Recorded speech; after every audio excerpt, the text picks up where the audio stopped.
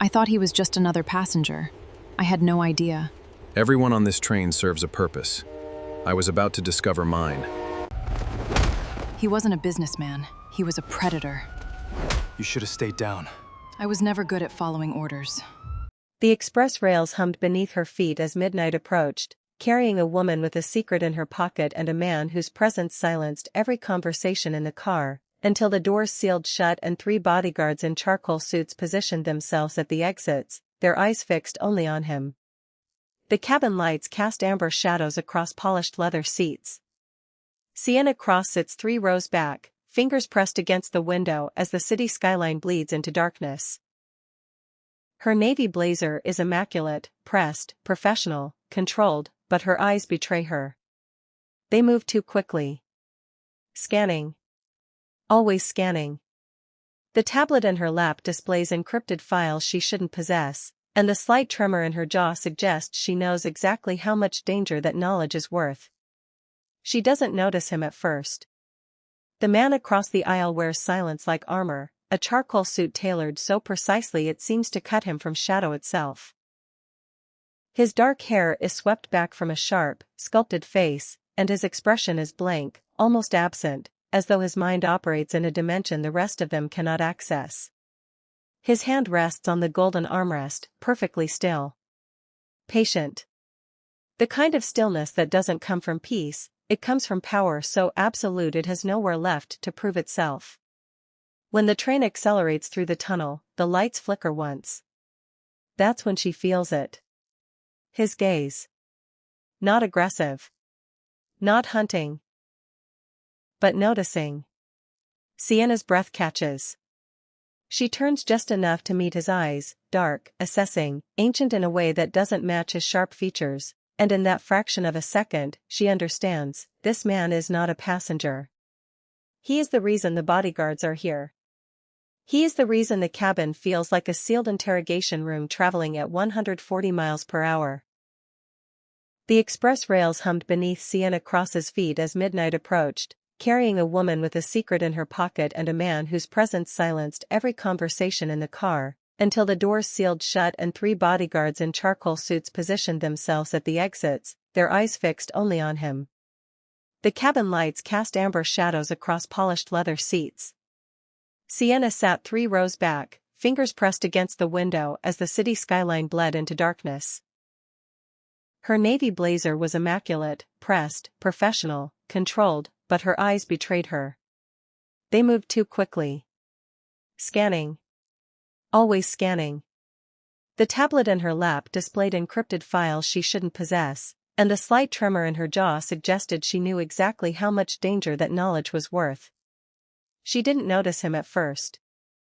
The man across the aisle wore silence like armor, a charcoal suit tailored so precisely it seemed cut from shadow itself.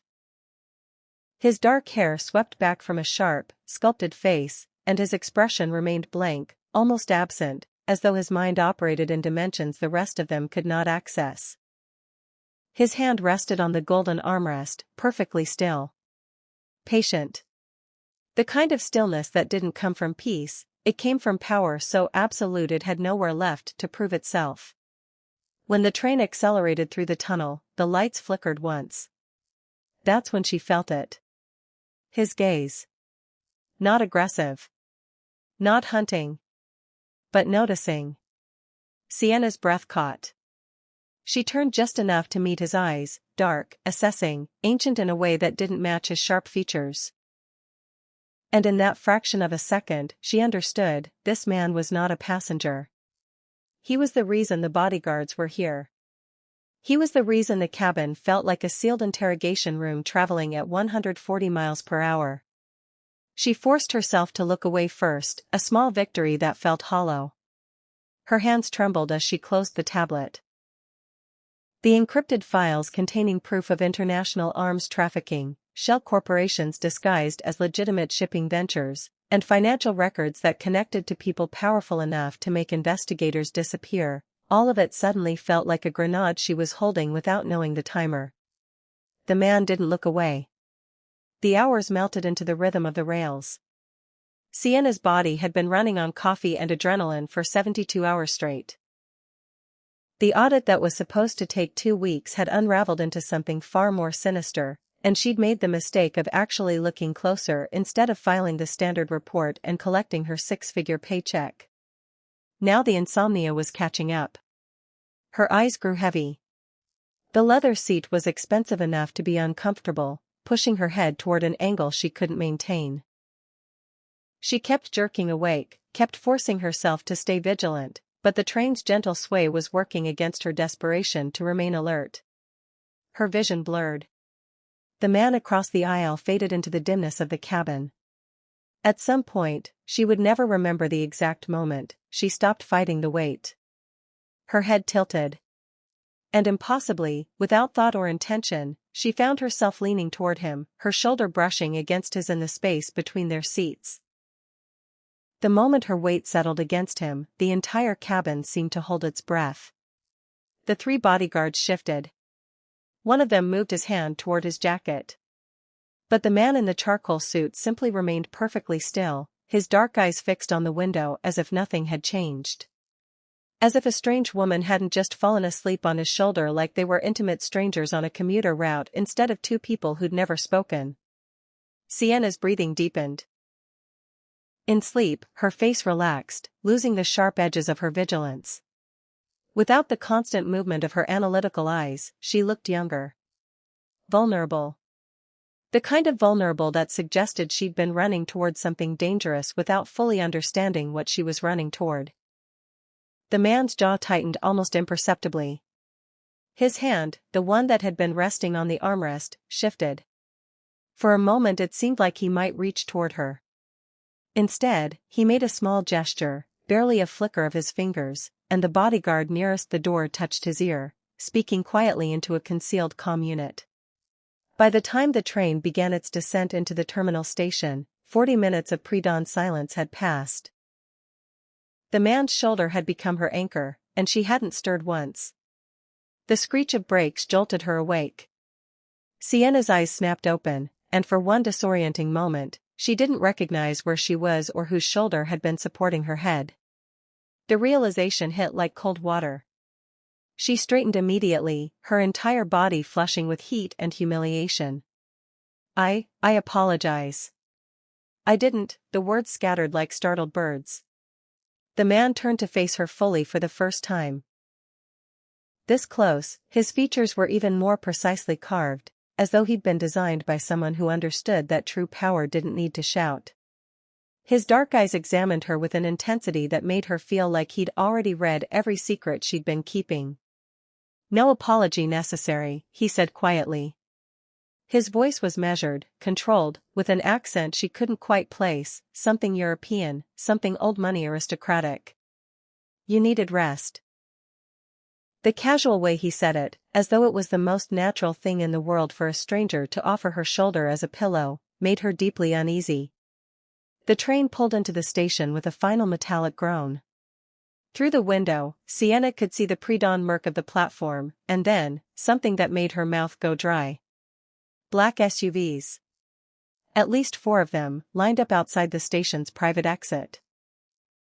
Men in charcoal suits similar to the 3 already on the train stood with military precision beside each vehicle. The other passengers had already begun gathering their belongings, unaware or unconcerned by what Sienna was watching unfold. The man beside her stood with fluid grace, straightening his already perfect suit jacket. The 3 bodyguards converged toward him, creating a small corridor of space. And then Sienna watched something she would never forget. 6 men, all of them built like monuments to controlled violence, all of them radiating the kind of authority that came from years of serving something far larger than themselves, bowed. In unison. Deep, respectful, absolute bows.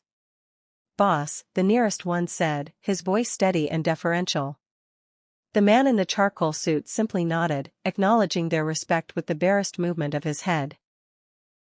Then his dark eyes found hers one more time before he turned and walked toward the exit, the bodyguards creating an impenetrable formation around him. Sienna remained frozen in her seat, the encrypted tablet suddenly feeling impossibly heavy in her lap. 3 days passed in a blur of paranoia and careful steps.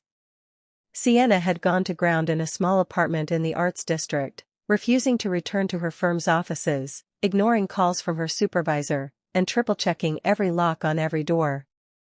She'd transferred the encrypted files to 3 separate secure cloud servers, created backup drives, and written detailed letters explaining everything, insurance policies in case she disappeared. She'd tried to convince herself it was all coincidence. The man on the train meant nothing. The bodyguards were probably just security for some wealthy industrialist. She'd overreacted. She'd let the stress of the investigation get into her head. But Sienna had spent her entire career learning to read data and patterns. And the pattern she was watching now was impossible to misread. On the morning of the 4th day, there was a knock on her apartment door. She didn't answer. Through the peephole, she saw a man in a charcoal suit, not the one from the train, but clearly cut from the same cloth. He held up a phone. "Mr. Mercer would like to speak with you," the man said to the door, speaking as though she could hear him perfectly through the solid wood. "It's not a request." Her hands shook as she opened the door. The man didn't smile or make any threatening gestures. He simply handed her the phone and stepped back, giving her space while somehow managing to block any possibility of escape. "Sienna Cross," came the voice through the phone. That measured tone, that precise accent. It was him. "You have information I need, and I have an opportunity you need. We should discuss this somewhere more comfortable than your hallway." "How did you?" "A luxury vehicle is waiting downstairs. You have 5 minutes to collect anything you think you'll need for an overnight absence." The line went dead.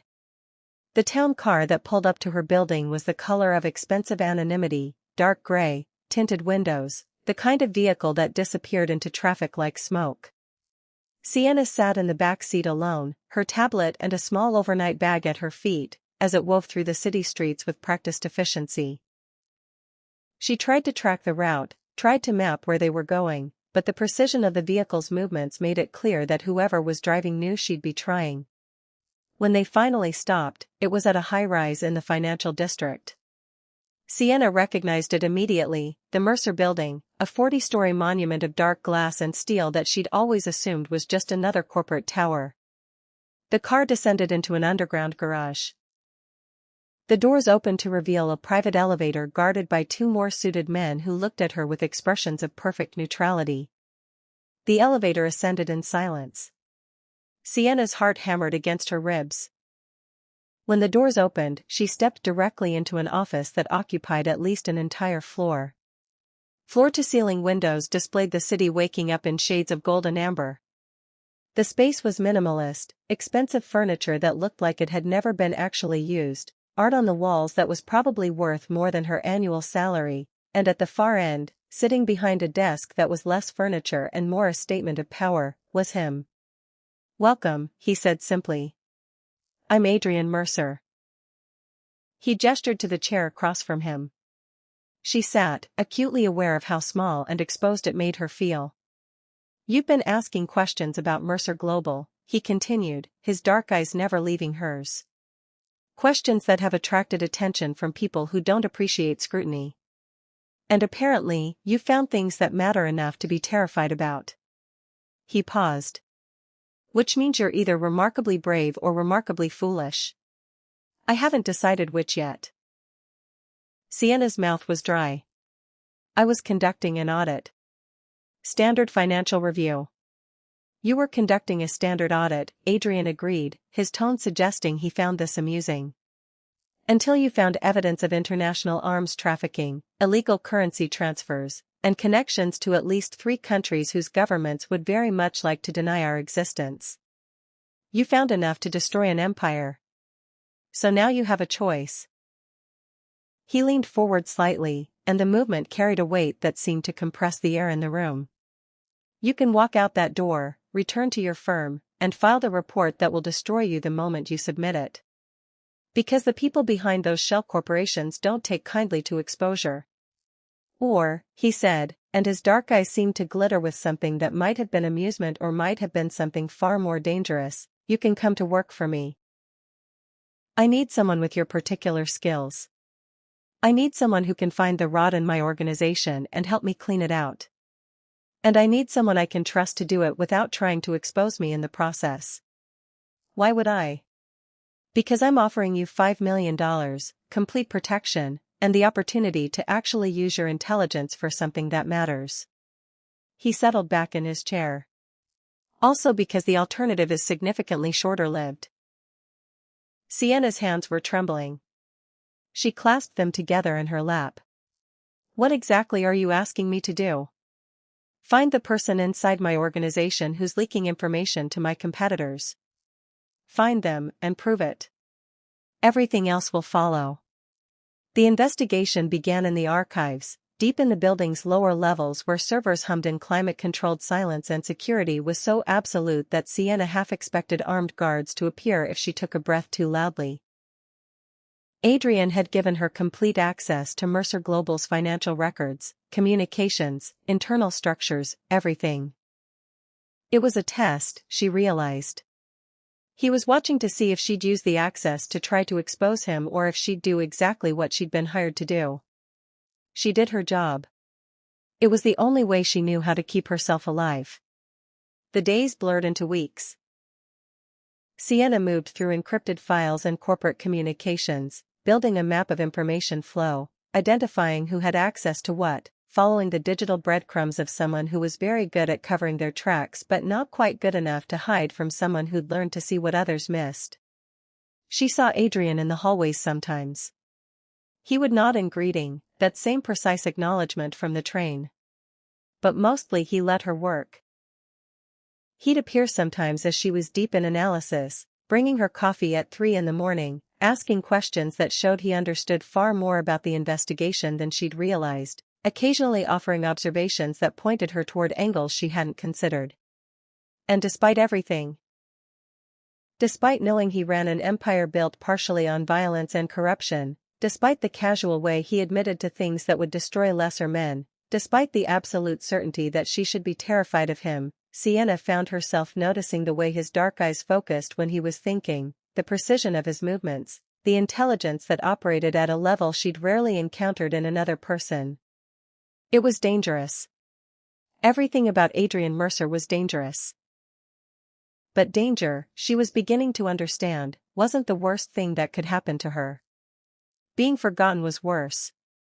Being irrelevant was worse. Being safe and small and invisible was the real threat. And Adrian Mercer would never let her be invisible. The breakthrough came on a Wednesday evening as Sienna sat alone in the archive, surrounded by screens full of data and coffee that had gone cold hours ago. She found it in the routing patterns. A subtle redirection of communications that pointed back to someone in Adrian's inner circle. Someone with enough access to know everything. Someone Adrian trusted completely. She printed the documentation, gathered the evidence, and made her way up to his office. The city was dark outside his windows now, sprawling endlessly beneath them like a circuit board of lights and possibility. Adrian looked up from his desk as she entered without knocking. He'd loosened his tie, and there was something almost vulnerable in the sharp line of his features now, as though the mask of control had slipped just slightly. "You found them," he said. It wasn't a question. "I found them," Sienna confirmed, laying the documentation on his desk. He looked at the evidence, at her face, at the evidence again. And then something shifted in his expression, something that looked almost like respect. "Sit," he commanded, but his tone had changed. It was gentler now, more like an invitation than an order. "We need to talk about what comes next." Sienna sat. Outside, the city hummed with the invisible currents of millions of lives intersecting and separating, and she understood suddenly that she'd already crossed a threshold she couldn't uncross. She was no longer observing Adrian Mercer's world. She was inside it now. Irreversibly. "Tell me, what would you do if someone offered you power but the price was everything you'd built? Drop your thoughts below. I'm listening to see how far you'd go for a second chance." The warehouse was the color of abandonment, corroded steel walls that hadn't seen daylight in years, gravel lot empty except for the 2 vehicles parked at opposite ends. Sienna had gone with Adrian because he'd asked her to review the accounts of one of his logistics hubs, a routine inspection she'd been conducting for 3 weeks. She hadn't known it was a setup until they were already inside. The first gunshot echoed before the doors had even fully closed behind them. Adrian moved with a fluidity that erased any pretense of him being a businessman. He grabbed Sienna's arm and pulled her behind a stack of metal containers, his body immediately positioning itself between her and the direction the shot had come from.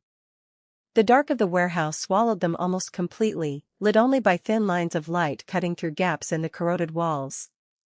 "Stay down," he commanded, his voice stripped of everything except absolute certainty.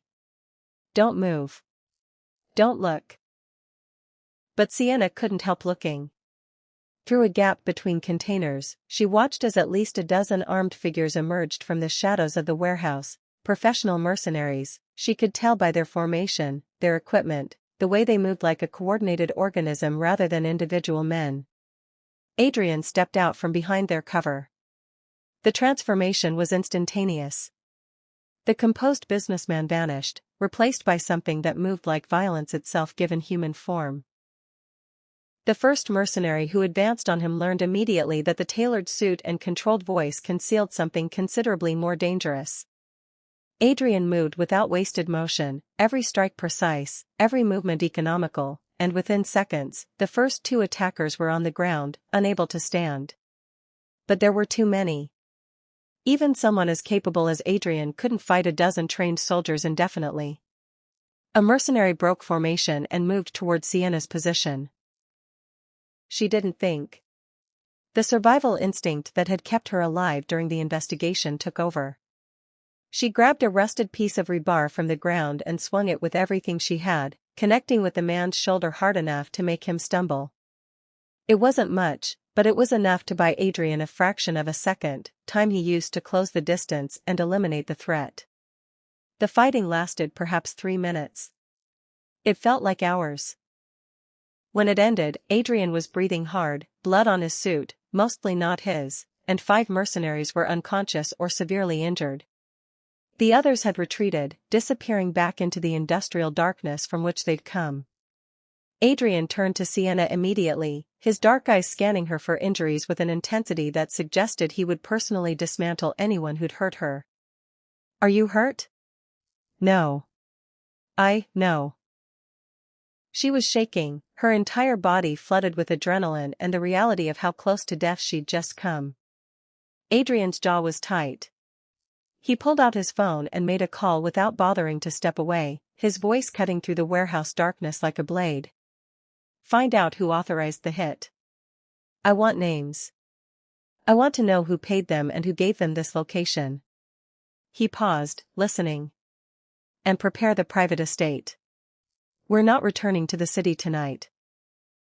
The estate sprawled across a private peninsula north of the city, a collection of modernist architecture and manicured grounds that suggested Adrian's wealth operated in dimensions most people couldn't even conceive of.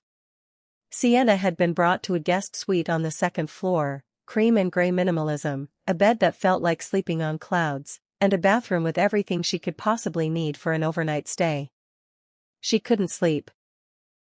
Around midnight, she found herself in the estate's main corridor, drawn toward the muted glow of the library.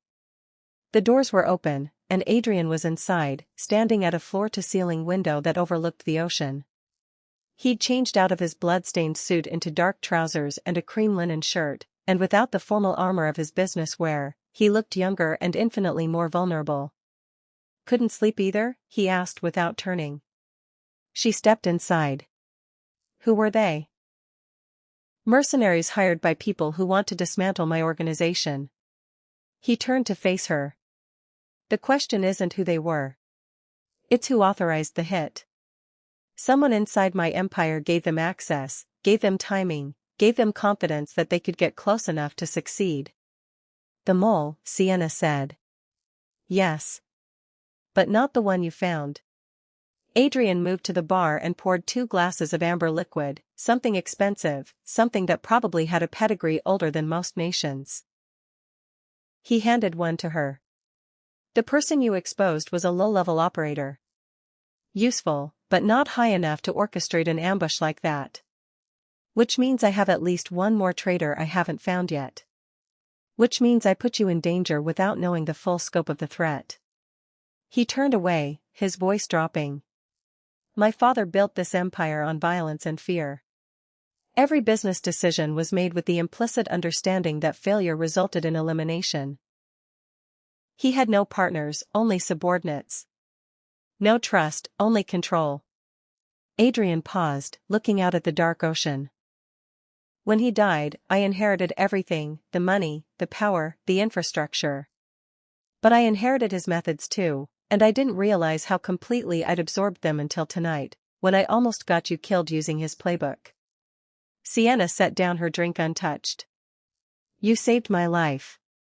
You protected me.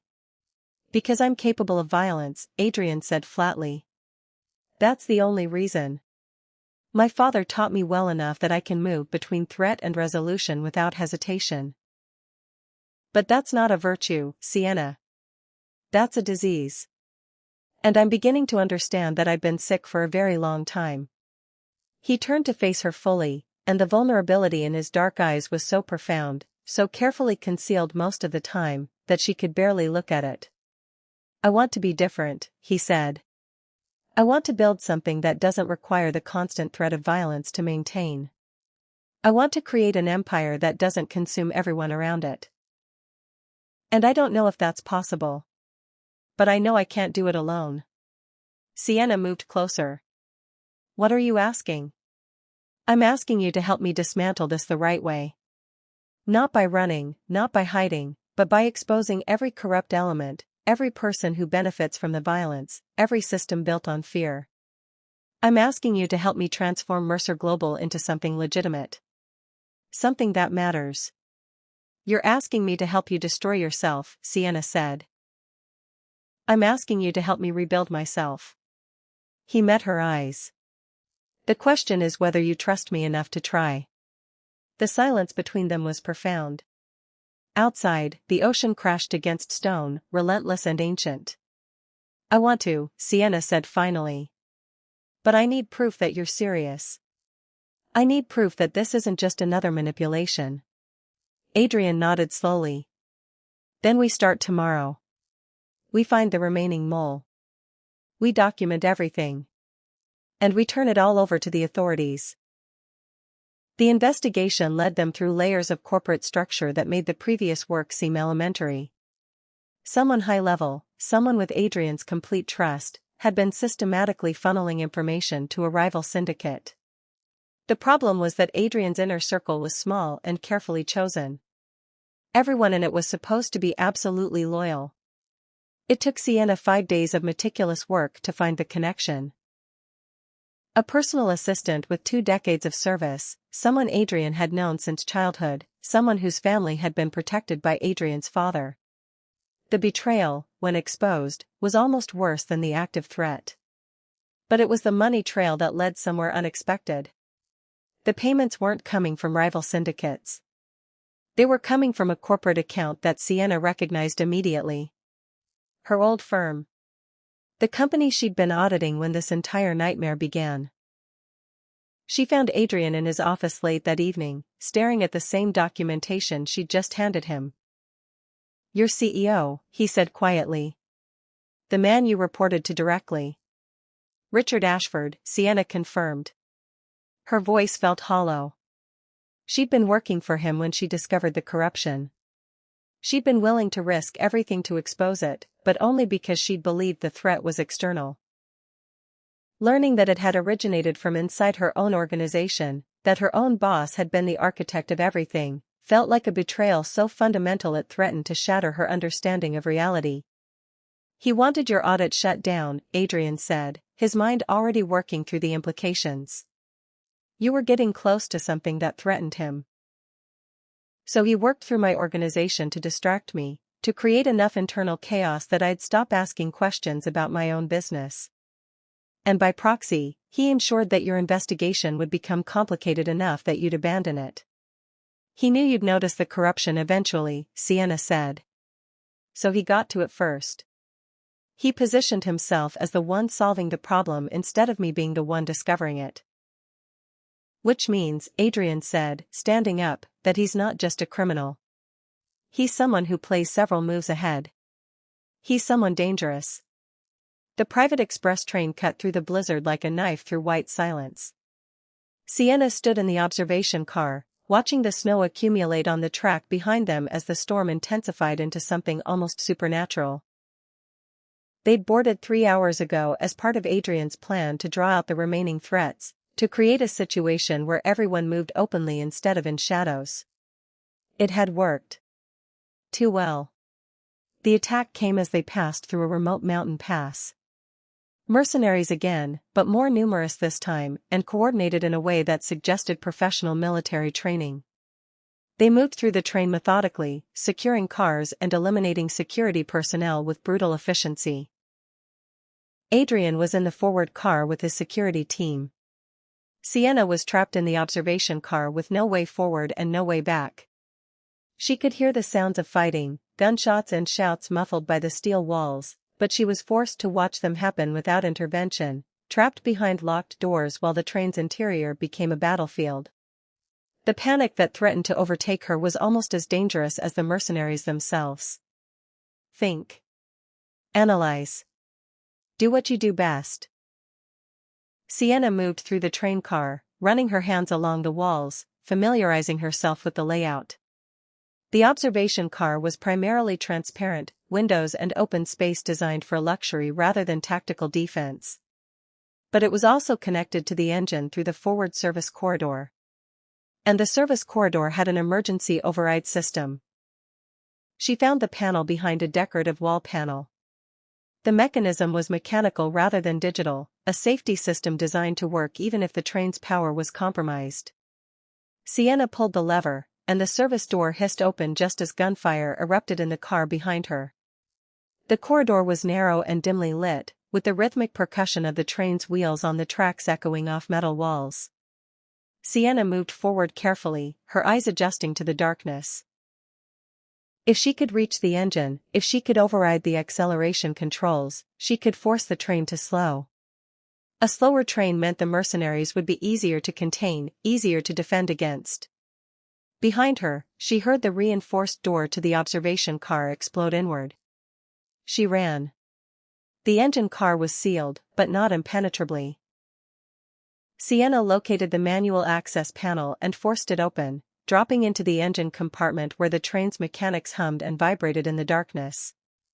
The control system was more sophisticated than she'd anticipated, but the fundamental architecture was mechanical, levers and hydraulics, physical systems rather than digital ones. She found the emergency deceleration system. Her hand shook as she pulled the lever, and the train's pitch changed. The acceleration that had pushed everyone forward suddenly reversed, the brakes engaging with a shriek of metal that seemed to split the world. The mercenary who'd followed her into the engine car stumbled as the train decelerated violently. It was enough. Sienna grabbed the fire extinguisher from the wall and swung, connecting with precision born from desperation, watching as he collapsed. The radio crackled. Adrian's voice cut through the static, controlled and lethal. Location? Engine car. I've activated the emergency brakes. Train is slowing. Good. Stay there. Don't move. I'm coming to you. The next 3 minutes were the longest of her life. She could hear the sounds of fighting throughout the train, but they were growing sporadic now, less coordinated. With the train decelerating and Sienna having disrupted their primary objective, the mercenaries were losing their advantage. Adrian appeared in the engine car doorway, moving with that same liquid grace she'd witnessed in the warehouse. He was bleeding from a cut above his eye, and his shirt was torn, but his dark eyes were perfectly clear, perfectly focused on her. Are you hurt? No. She was amazed by how steady her voice sounded. The mercenaries are neutralized. The remaining ones are surrendering or abandoning the train. He moved toward her, and when he reached her, his hands came up to cup her face, tilting her chin up so he could examine her for injuries. You were supposed to hide. I couldn't hide, she said. You needed me to think. You needed me to act. So I did what I do best. Adrian's jaw tightened, and for a moment she thought he might say something vulnerable again. Instead, he pulled her close, wrapping her in his arms in a way that felt less like romance and more like possession, like holding on to something that mattered more than breathing. Never again, he said into her hair. I'm not putting you in a position where you have to be brave just to survive. The aftermath was swift and absolute. The mercenaries were turned over to authorities with enough evidence to implicate Richard Ashford and his organization. The investigation that followed was thorough, and within weeks, Sienna's former CEO was under arrest, his empire crumbling as prosecutors built their case around the documentation she'd provided. Adrian moved faster. He appointed a new board of directors, people carefully selected for their integrity rather than their willingness to follow orders without question. He liquidated the divisions of Mercer Global that operated in moral gray zones.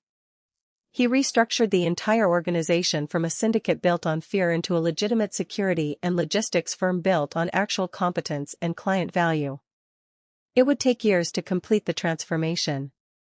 But the foundation was laid, and Adrian had stopped pretending to be someone he wasn't.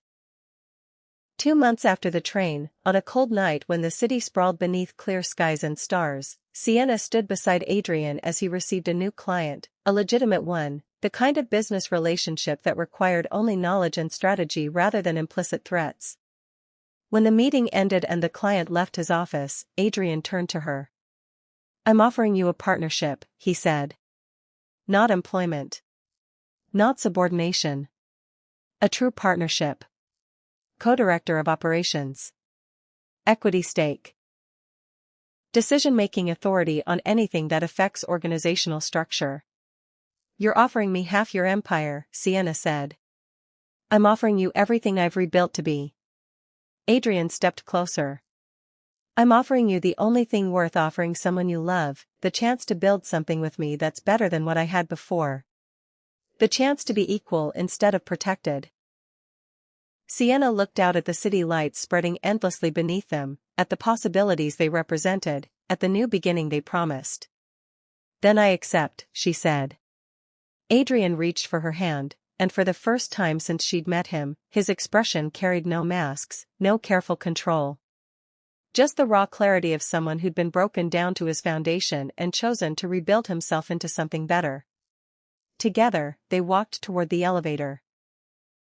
Behind them, the lights of the city continued their endless conversation with the darkness, indifferent to the small human drama of redemption and trust that had just unfolded in that corner of the sky. The door closed softly, and they descended into the city below, into the new life they would build together, no longer as strangers on a midnight train, but as architects of something that might actually matter. What would you choose, safety or transformation? Drop your comment and tell me which path you'd take if the price of one was losing everything familiar.